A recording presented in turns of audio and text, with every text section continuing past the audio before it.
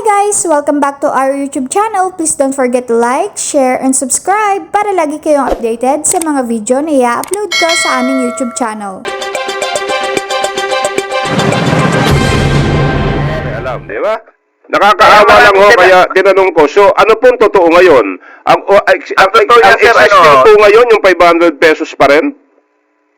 Ang proposal namin ay 1.5. Pero ang kaya raw lang ibigay ay 500. Umuho na kami, tinanggap na namin yun kung yun lang ang kaya para masimulan lang. Okay. Pero Diyos ko, 500 lang, hindi pa rin maibigay. Mario. And for what reason? Alam mo, Ka Joel, noong 2021, nung nag-present ako sa Senado, kaharap si Senator Risa Ontiveros at saka si Joel Villanueva, sinabi ko sa kanila, ang social pension para sa seniors ay hindi expenditure. I-consider ninyong investment yan. Sa Keynesian economics, that is pump priming the economy. Yeah. At pagka nag-pump priming ka sa economy, may positive effects. Kasi pag binigyan mo ng pera ang mga senior, iikot din yan sa ekonomiya ng Pilipinas. Correct. Unang-una, ipambibili namin yan ng gamot. Tama. Ng maintenance. Pangalawa, yung mga apo namin, bibigyan namin ng baon kung may konti kaming sobra. Pangatlo, yung mga iba sa amin na may kakayahan ng magnegosyo, pwede pang magnegosyo. Tama po. So, pwede natin paikutin at payamanin ang ating ekonomiya kung i-consider nilang investment yan.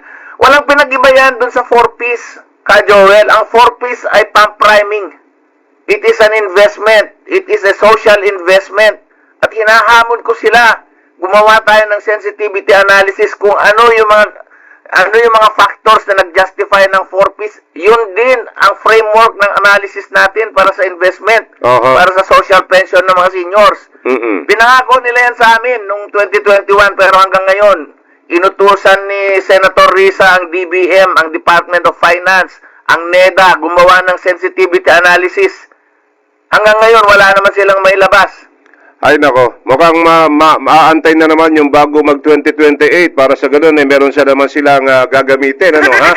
Oo, na pangbola sa atin pong mga senior citizen. I hope hindi na ang problema kasi natin, alam mo, Ka Joel, ang problema natin, etong mga leader ng mga senior sa mga local government levels, mga hindi makaangal yung mga yan.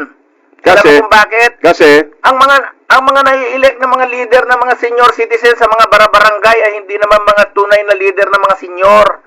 Ina-appoint lang yan, tinuturo lang yan ni Kapitan kung sino gusto niya maging presidente. May mga federasyon yan, tinuturo ni Mayor kung sino gusto niya maging presidente. Sino aangal dyan? Sino magkikipag-away dyan para sa karapatan ng mga seniors?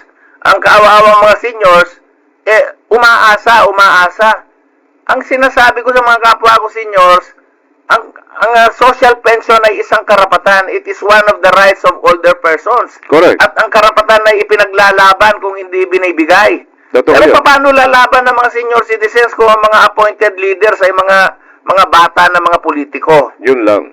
Yun talaga ang masakit ng katotohanan dyan. Kaya sana po, nananawagan po tayo sa mga senior citizens, magtulong-tulong ho tayo. Kalampagin po natin ang Kongreso.